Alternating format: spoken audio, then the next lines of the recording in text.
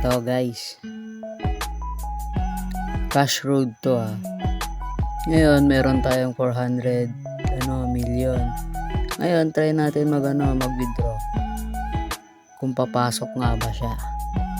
So pindot natin to. Yung isa, nagtry ako kanina sa GCash pero hindi pumasok yung 20 million. Try natin dito sa PayPal. Pindot natin. Yan. Ano mo lang yung Gmail mo, tapos tong number mo. Yan. Tapos submit. Yan. Ayan. Yan lang lumalabas eh. Tapos X natin. Tingnan natin kung nabawasan. Oh, nabawasan nga ng 10, di ba? Kung tutusin, ang dami ko pang pwedeng i-withdraw.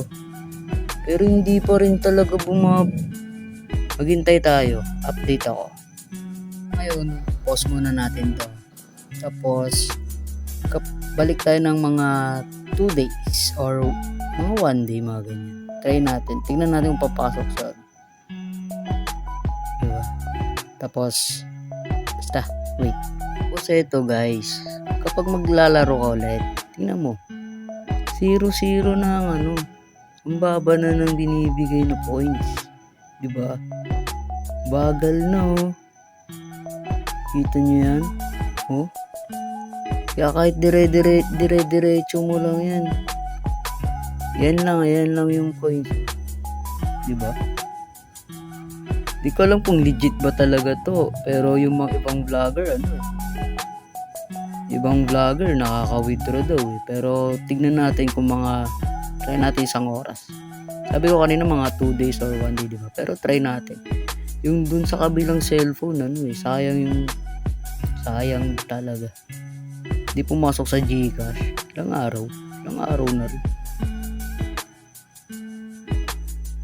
Tignan mo, 0 po. Diba? Bumaba yung bigayan. Tapos negative po dun. So, 0 makukuha natin? Diba? 0 siya. Pero may makukuha naman tayo dito. Pindot lang natin yan. Tapos wala nang ads. Diba?